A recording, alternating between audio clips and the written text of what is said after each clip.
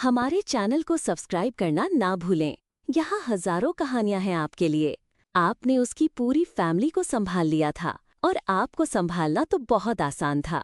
आपके साथ रिश्ते से उसकी इमेज कितनी अच्छी हो गई थी, उसकी इज्जत और बढ़ गई थी और उसकी आयाशी भी। ऐसा मत समझिए कि मैं आपको भड़का रहा था, मैं भी एक उसी का शिकार था और अब वक्त आ चुका था कि आप खबरदार हो जाएं। एक लंबा चौड़ा मैसेज आया था जिसे पढ़कर जानवी की हालत खराब होने लगी थी। कोई बात नहीं, जब उनका फोन आएगा, जानवी ने कहा, मैं उनसे बात करूंगी। मैं ऐसी किसी मैसेज पर यकीन नहीं कर सकती, मुझे जय पर पूरा यकीन है। उसने मैसेज को इग्नोर करने की कोशिश की। उसकी गाड़ी घर की तरफ जा रही थी, वैसे भी रात हो चुकी थी। जानवी बहुत अपसेट थी, वो अकेली रहना चाहती थी। उसे पता था कि सभी लोग पार्टी में होंगे, तो उसने सोचा कि घर जाकर कुछ देर अकेले रहने से अच्छा फील करेगी। यही सोचकर वो घर की तरफ चली गई। वो आकर सीधा अपने कमरे में चली गई। ना उसे किसी ने देखा, ना वो किसी से मिली। वैसे भी घर में केवल नौकर थे, सभी लोग पार्टी से लेट आए थे। डैड, आप एक सवाल का जवाब देंगे? परी ने अपने डैड से पूछा। मेरी बेटी इजाजत कब से लेने लगी? वो हमेशा हुक्म सुनाती है। क्या हुक्म है मेरे लिए? प्रदीप मेहता ने उसे हंसकर कहा। आप मॉम से पहली बार कब मिले थे? उसके सवाल पर प्रदीप मेहता ने उसकी तरफ देखा। ये कैसा सवाल हुआ? प्रति, जो मेड की हेल्प से ब्रेकफास्ट लेकर आ रही थी, बोली, आज तुम ये क्यों पूछ रही हो? सीधा सा सवाल है, परी ने कहा। आप दोनों कहाँ मिले थे? मुझे अपने मॉम डैड की लव स्टोरी जाननी है। सभी जयराज अंकल और जानवी मासी की लव स्टोरी की बात करते हैं। मेरे मॉम डैड की क्या स्टोरी है, मुझे पता होनी चाहिए। अच्छा तो सुनो, पहली बार मैं जयराज सर की शादी के दिन मिला था तुम्हारी मॉम को। हाँ, देखा मैंने उसे एक बार पहले भी था। पहले कब देखा था? प्रीति ने पूछा। पता है परी, तुम्हारी मॉम, रेणुका और जानवी तीनों पानी पूरी खा रही थीं होटल के सामने स्टॉल पर। किस दिन की बात कर रहे हैं आप? प्रीति पूछने लगी। उसी दिन की, जिस दिन तुम लोग शॉपिंग करने वाली थी, प्रीति ने याद करते हुए कहा।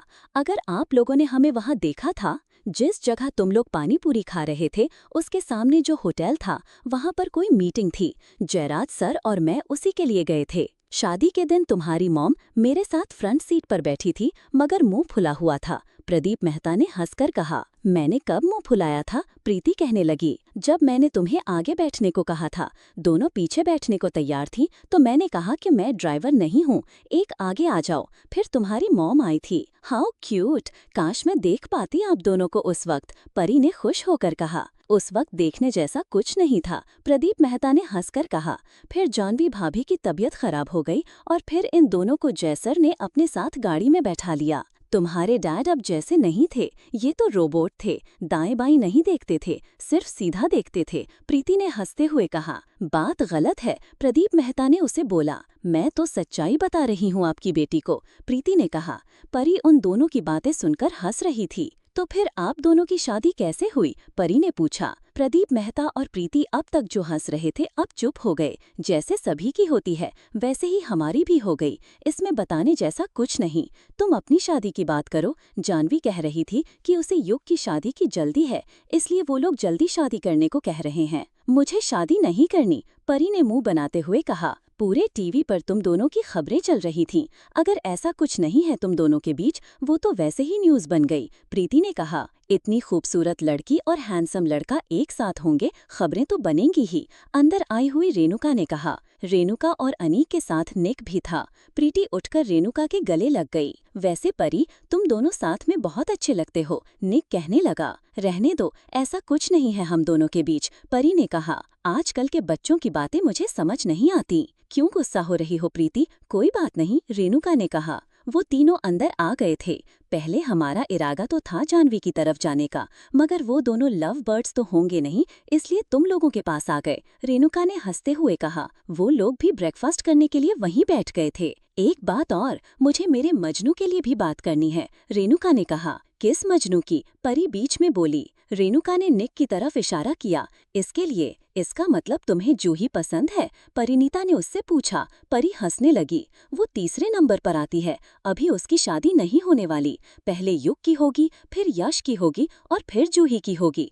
तब तक तो तुम बूढ़े हो जाओगे, 30 का तो युग होने वाला है। अब तुम दोनों की शादी तो फाइनल है। रही बात यश की, तो उसने भी कोई पसंद कर रखी होगी, इसलिए जूही और मेरा रास्ता साफ हो जाएगा। मैं कोई युग से शादी नहीं करने वाली, कौन करेगा उससे शादी? कहते हुए परी वहाँ से खड़ी हो गई। मुझे इन दोनों का मैटर समझ नहीं आता। पूरे नेशनल टेलीविजन पर तो लव बर्ड बनकर घूमते हैं और जहाँ पर ऐसे बोल रही है। प्रीति कहने लगी, फिक्र मत करो, लड़कियों की ना का मतलब हाँ होता है। अनीक जो अब तक चुप था बोला। उसके कहने पर रेणुका ने उसकी तरफ आंखें निकालकर देखा।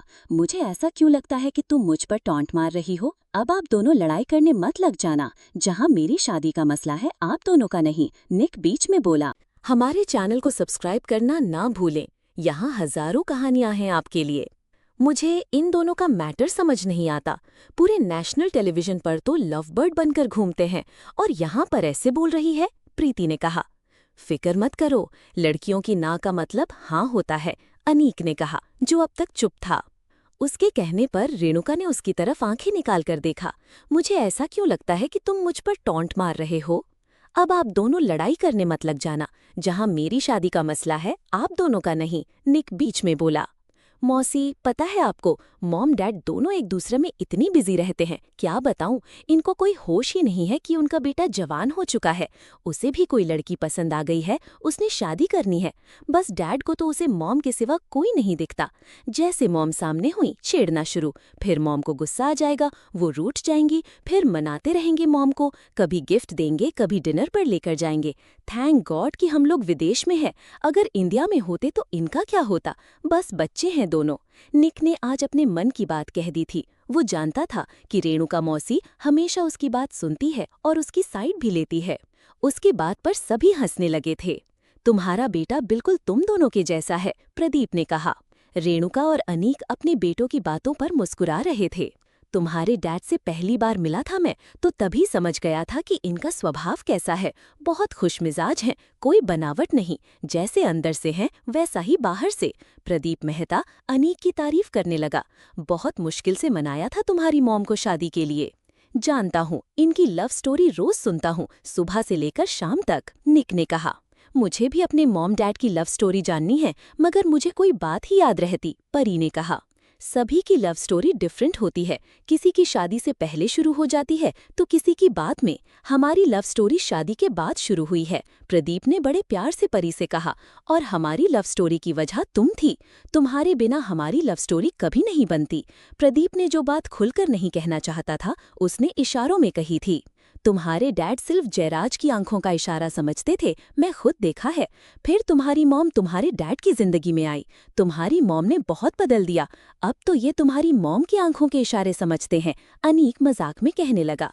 सही बात है, जब इन दोनों की शादी हुई थी तब मुझे लगता था इन दोनों का क्या होगा, मगर तुम्हारी मम्मी ने एक शेर को पिंजरे में बाल ही दिया।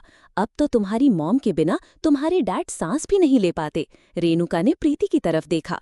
उसे अपनी सहेली का वो दिन याद था जिस दिन उन दोनों की शादी हुई थी।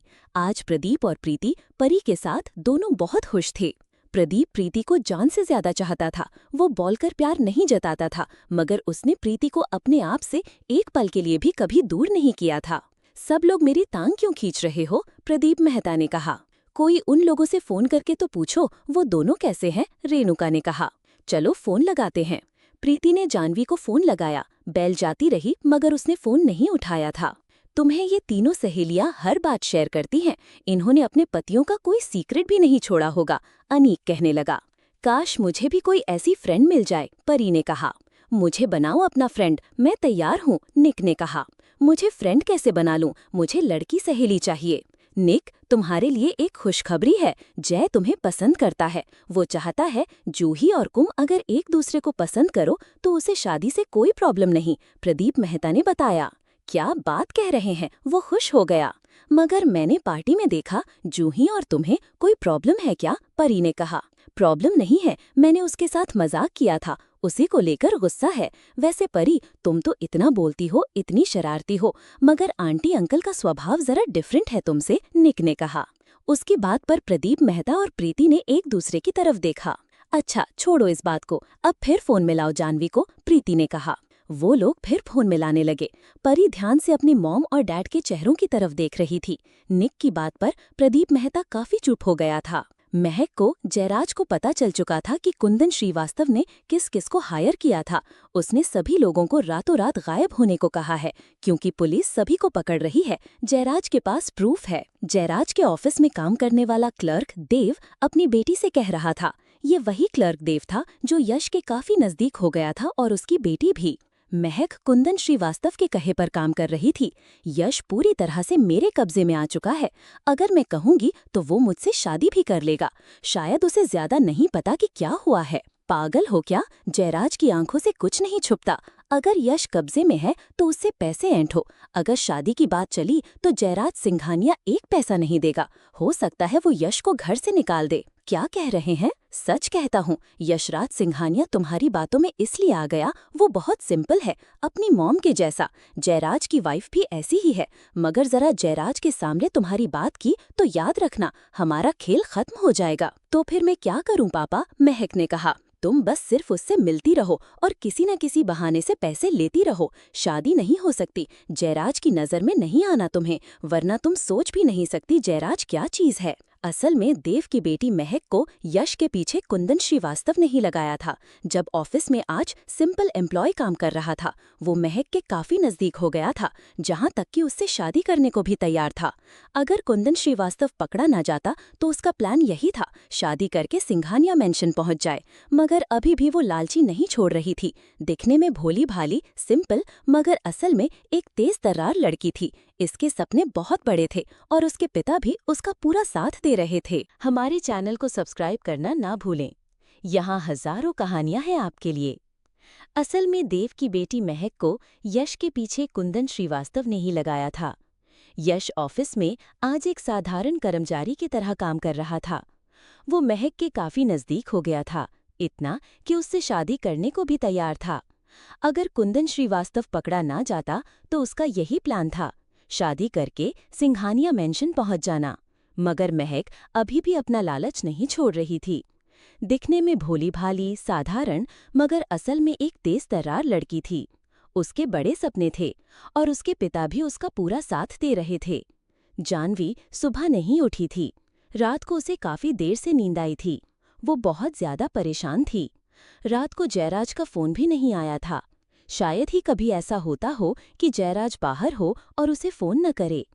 अगर जयराज फोन करता तो वो अपनी पूरी बात उससे शेयर करती। घरवाले भी इस बात से अनजान थे कि जानवी घर पर है और जयराज गया हुआ है। यश ने सुबह उठते ही महक को फोन लगाया। कल तुम पार्टी में नहीं आई, मैं तुम्हारा इंतजार करता रहा था। तुम्हारा फोन भी स्विच ऑफ था। असल में यश इस बहाने से महक को अपने माँ बाप से मिलवाना चाहता था। उसने उसका फोन नंबर भी ट्राई किया, मगर उसका फोन भी स्विच ऑफ आ रहा था।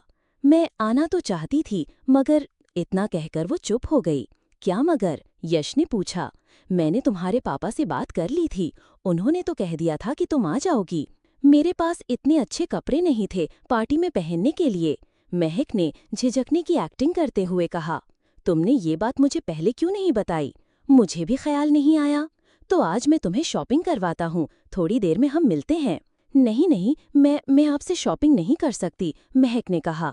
ऐसे में किसी से पैसे नहीं ले सकती।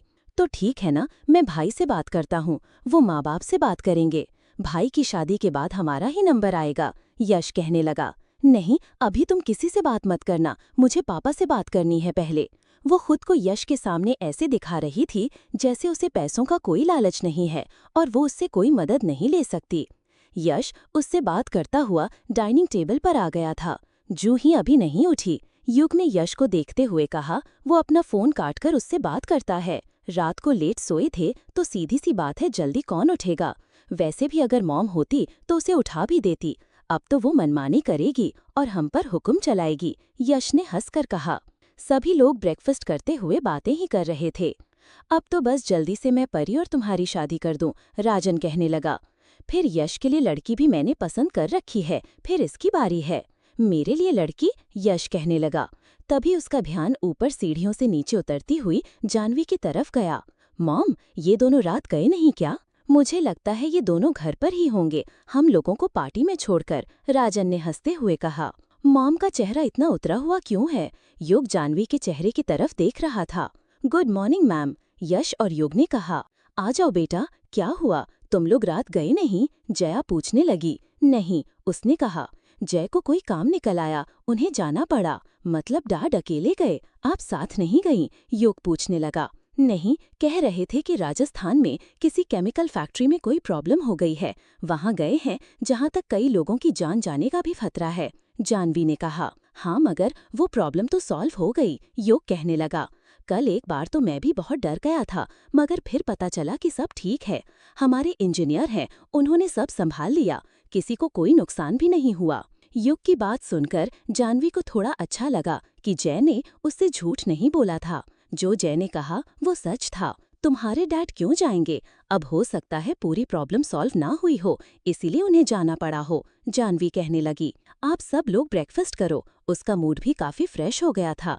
मैं बेकार में उस मैसेज पर यकीन कर रही थी। जय मुझसे कभी झूठ नहीं बोलते, वो मुझे कभी धोखा नहीं देंगे। इतने सालों से हम साथ हैं। जानवी ब्रेकफास्ट करते हुए जय और उस मैसेज दोनों के बारे में सोच रही थी। तभी उसके फोन पर कोई मैसेज आया। उसने देखा, ऊपर वही नंबर शो हो रहा था। जानवी ने उसे इग्नोर किया और अपना ब्रेकफास्ट करती रही। ब्रेकफास्ट के बाद युग और यश दोनों अपने काम पर चले गए थे। जय और राजन वो दोनों कमरे में रेस्ट करने चले गए। आजकल उन दोनों की ही तबीयत ज्यादा ठीक नहीं रहती थी। काफी उम्र हो चुकी थी और ये दोनों रात को काफी थके हुए थे। जूही अभी उठी ही नहीं थी। जानवी अकेली हॉल में बैठी हुई थी। अब तक तो उसने फोन खोलकर नहीं देखा था, चाहे उसे कई मैसेज आ चुके थे। मुझे जय को फोन करना चाहिए, उन्हें टाइम ना लगा हो फोन करने का, जानवी ने अपने आप से कहा। जैसे ही जानवी ने अपना फोन खोला, जानवी का हाथ उस मैसेज पर लग गया और वो मैसेज ओपन हो गया। वह एक वीडियो थी। उस वीडियो में जयराज किसी औरत के साथ एयरपोर्ट के अंदर एंटर कर रहे थे। जयराज के चेहरे पर मास्क था, मगर जानवी उसे पहचान सकती थी। वैसे भी वो उन्हीं कपड़ों में था। उसके साथ जो औरत थी वो जानवी की उम्र की थी। राजस्थान जा रहे हैं तो सीधी सी बात है वो प्लेन से ही जाएंगे, और कोई साथ काम करती भी तो हो सकती है, उसने अपने आप से कहा। उसने अगला वीडियो भी ओपन कर लिया। वो वीडियो एयरपोर्ट के अंदर की थी। वो लोग प्लेन का वेट कर रहे थे। वो औरत जयराज के साथ लगकर बैठी हुई थी। उस औरत का जयराज के नजदीक बैठना जानवी को अजीब लगा, क्योंकि जयराज ने अपने स्टाफ से हमेशा एक दूरी रखी थी। वो औरत जयराज सिंघानिया की तरफ देख रही थी। शायद जयराज मास्क के पीछे से कुछ बोल रहा था। अब क्या बोल रहा था ये तो वीडियो में पता नहीं चल सकता था। जयराज ने अपना हाथ उस औरत के कंधे पर रखा। फिर उस औरत को जयराज ने अपने बाजू के सहर में ले लिया था। पूरी बाजू उसके कंधे पर थी और वो औरत जयराज के कंधे के साथ लग गई। उस औरत ने अपना चेहरा जयराज के कंधे से लगा लिया। इतने में एयरपोर्ट पर होने वाले अनाउंसमेंट सुनाई देने लगे। न्यूजीलैंड जाने वाले प्लेन के बारे में कोई अनाउंसमेंट थी। उस अनाउंसमेंट के होते ही वो दोनों खड़े हो गए और जिस तरफ प्लेन था उस तरफ जाने लगे। वो वीडियो तो बंद हो गई थी, मगर एक मैसेज जरूर था। मैं आपको सिडनी पहुंचकर मैसेज भेजूंगा, क्योंकि प्लेन में तो मेरा फोन बंद होगा। और हाँ, अगर मैं प्लेन की कोई वीडियो बना सका तो आपको जरूर भेजूंगा। सिडनी पहुंचने में काफी टाइम लगेगा, तो फिर वहां पहुंचकर आपको मैसेज करता हूँ। जानवी भी हैरान थी, क्योंकि वो तो राजस्थान जा रहा था, ये न्यूजीलैंड बीच में कहाँ से आ गया।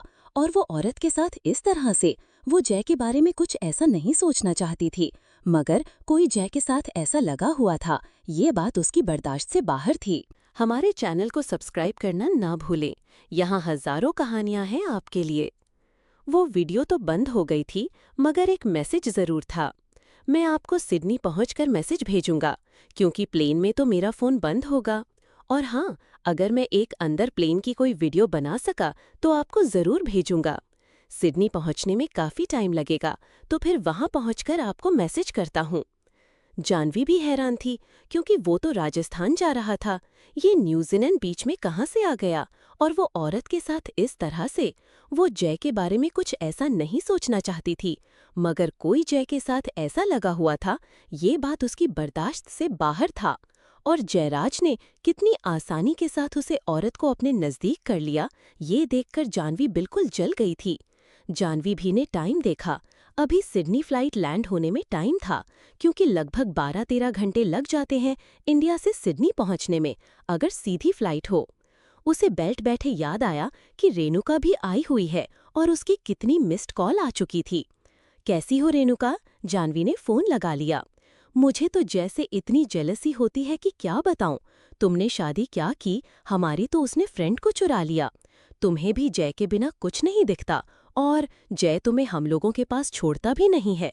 हम तुम्हारी एनिवर्सरी की पार्टी के लिए स्पेशल आए थे, और देखो तुम लोग खुद ही चले गए।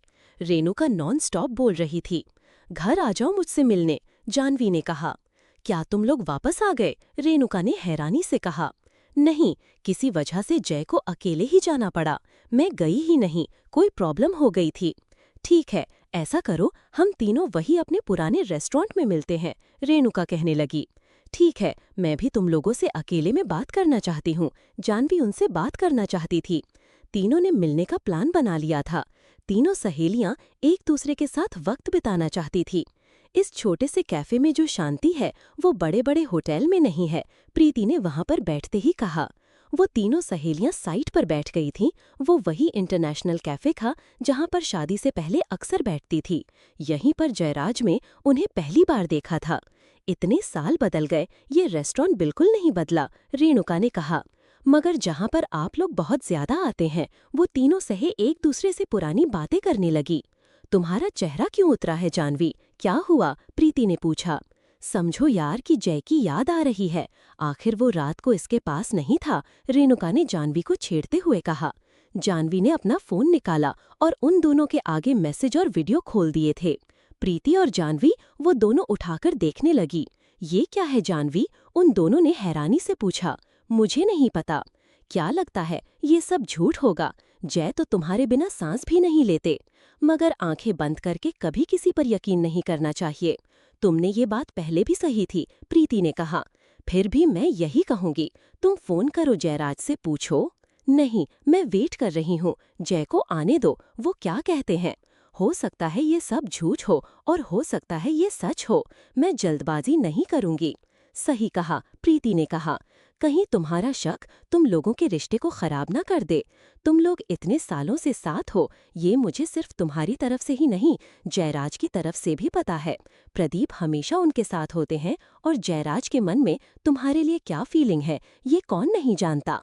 हो सकता है वो सब दिखावा हो, मतलब पहले नहीं थी, अब उसे कोई और पसंद आ गई हो, रेणुका ने कहा।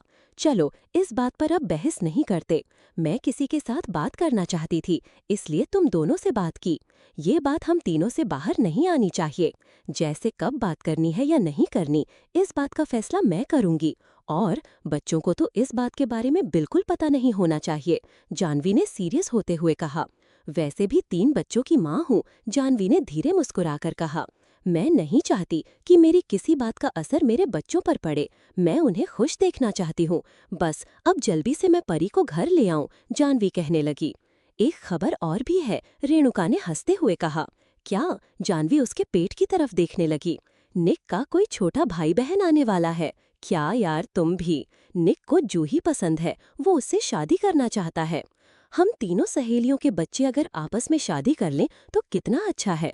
परी तुम्हारी बहू बनेगी और जूही मेरी बहू बन जाए, रेणुका खुश होते हुए कहा। उसकी बात पर जानवी हंसने लगी। अच्छा बच्चा है, अगर एक दूसरे को बच्चे पसंद कर लें तो मुझे खुशी होगी। जय को आने दो, मैं बात करूंगी। वैसे भी जूही तुम्हारी कार्बन कॉपी है, उसे अटेंशन चाहिए बहुत सारी। मुझे लगता है निक उसके लिए सही रहेगा। पहले युग की शादी हो जाए, फिर यश की होगी, फिर जूही की। जैसे मेरी और अनीक की शुरू में लड़ाई हुई थी, उन दोनों में भी वैसे ही चल रहा है। जूही उससे अच्छे से बात भी नहीं करती, रेणुका ने कहा। एक बात कहूँ, जैसे अनीक रेणुका के पीछे पीछे घूमता था, अगर निक भी वैसा ही है तो मैं जूही के लिए खुश हूँ। जो भी जूही को ऐसा ही लड़का चाहिए, जो उसके नखरे उठा सके, सुबह से लेकर शाम तक उसका हुक्म पूरा करे, प्रीति भी कहने लगी, क्योंकि उसने जूही को बचपन से देखा है। फिक्र मत करो, बिल्कुल अपने डैड जैसा है, उसके सारे हुक्म मानेगा। मगर परी कह रही है कि उसे शादी नहीं करनी, प्रीति ने कहा।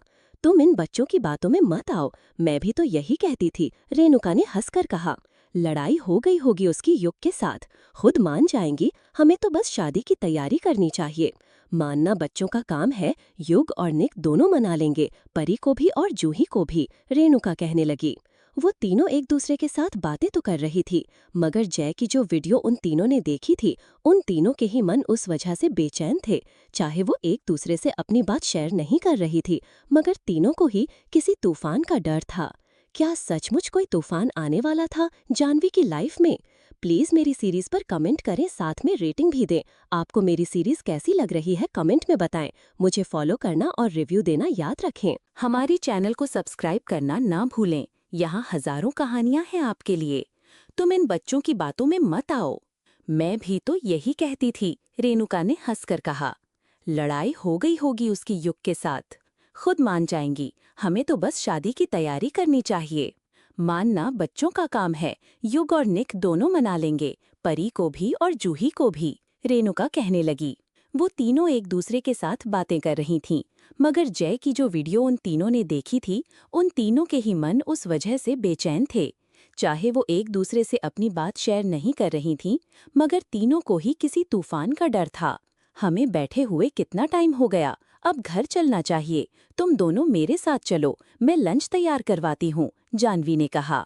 नहीं, मुझे घर जाना है, हो सकता है आज लंच के लिए वो घर आ जाए, प्रीति ने कहा।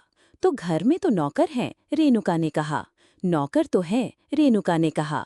फिर भी मुझे अच्छा लगता है कि जब वो घर आए तो मैं घर पर रहूं, प्रीति कहने लगी। रेणुका मुस्कुरा रही थी। तुम ऐसे क्यों मुस्कुरा रही हो, प्रीति ने कहा। रेणुका अपनी जगह से खड़ी हुई और प्रीति जो बैठी थी उसके पीछे से उसके गले में बाहें डाल दी। मैं हम तीनों सहेलियों के लिए बहुत खुश हूँ, बस अब जय का नया बवाल खड़ा ना हो। नहीं होगा, प्रीति ने कहा। इतने सालों में हम लोग जय जीजू को बहुत अच्छे से जान गए हैं। उनकी तो जान ही इस हमारी जानवी नामक तोते में है। वो ऐसा कभी नहीं कर सकते। तभी जानवी के फोन पर मैसेज आया। जानवी ने देखा, उसी नंबर से मैसेज था। क्या हुआ, किसका मैसेज है? जानवी के चेहरे का रंग बदल गया था। तभी रेणुका और प्रीति दोनों ने पूछा।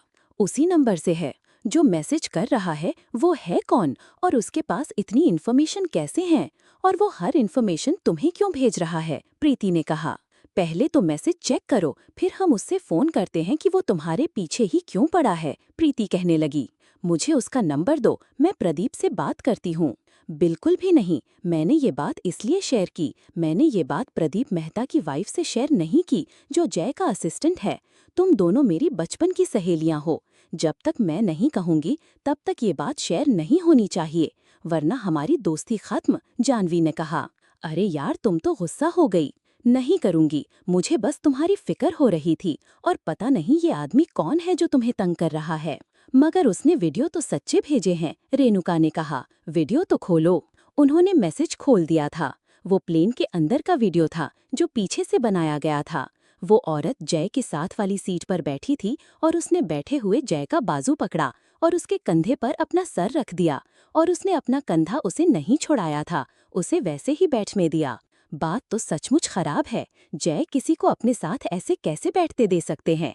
हस्बैंड वाइफ के बिना तो कोई ऐसे किसी दूसरे के नजदीक नहीं हो सकता। मुझे भी प्रदीप के साथ इतना कंफर्टेबल होने में कितने महीने लग रहे हैं, प्रीति ने कहा। तुम जय को फोन लगाओ, क्या कहता है पता तो करो। कई रिंग जाने के बाद जय फोन उठा लेता है। आपका कोई फोन नहीं आया, ठीक तो है? केमिकल प्लांट का मसला सुलझ गया क्या? इस वक्त मैं थोड़ा सा बिजी हूँ जानवी, मैं तुम्हें थोड़ा रुक कर फोन करता हूँ। इतना कहकर जय ने फोन काट दिया। ये कौन सा तरीका हुआ बात करने का, प्रीति बोली। जय मेरे साथ ऐसे इतनी छोटी बात कभी नहीं करते। तो अब क्या करोगी, प्रीति ने कहा। क्या करना है, बच्चों के साथ बात करो, रेणुका कहने लगी। नहीं, जय को आने दो, मैं वेट करना पसंद करूंगी। अभी भी मुझे लगता है कहीं ना कहीं जय गलत नहीं हो सकता। जल्दबाजी में मैं कोई डिसीजन नहीं लेना चाहती। मगर तुम दोनों, जब तक मैं नहीं कहूंगी, ये बात तुम दोनों से बाहर नहीं आनी चाहिए। फिक्र मत करो, जैसा तुम कहो वैसा ही होगा। हम दोनों बाहर किसी को नहीं बताएंगे। एक प्रॉब्लम और है, जानवी कहने लगी। मुझे तुम दोनों की हेल्प चाहिए। क्यों, क्या हुआ, उन दोनों ने पूछा। जानवी ने अपना फोन खोलकर एक मैसेज दिखाया जिसमें लिखा था कि जानवी की गाड़ी में ट्रैकर लगाया गया है। वो इसलिए है क्योंकि जय जानवी पर नजर रखना चाहता है। इसका क्या मतलब हुआ, मैसेज पढ़ने के बाद रेणुका ने कहा। इसके हिसाब से तुम्हारे साथ ड्राइवर नहीं, अपना जासूस छोड़ा हुआ है जो तुझ पर नजर रखता है। ये बात मुझे बिल्कुल हजम नहीं हो रही। अगर ये बात सच है तो मालूम नहीं जय तुम्हारे साथ कब से यही सब कर रहा है। वो तुम्हें बेवकूफ बना रहा है। प्रीति और रेणुका दोनों ही वो मैसेज पढ़कर परेशान हो गईं। तो हम लोग टेस्ट कर लेते हैं तुम्हारी गाड़ी में ट्रैकर है या नहीं। ये तो बहुत सीधी बात है। मगर मेरा ड्राइवर मेरे साथ है, वो जय को बता देगा। और मैं नहीं चाहती अभी जय को पता चले कि मुझे इसके बारे में खबर है। तुमने आज तक गाड़ी चलाना नहीं सीखी। सीरियसली तुम्हें गाड़ी तो चलानी आनी चाहिए थी। तुम उसे किसी बहाने से रोक लेती, किसी और को साथ ले आती। तुम्हारे घर में कौन से एक ही ड्राइवर है, किसी सिक्योरिटी वाले को साथ ले आती। प्रीति उसे कहने लगी। तो इसका पता कैसे लगाया जाए, जानवी ने सवाल किया। हम तुम्हारी गाड़ी को हर जगह तो दिखा नहीं सकते।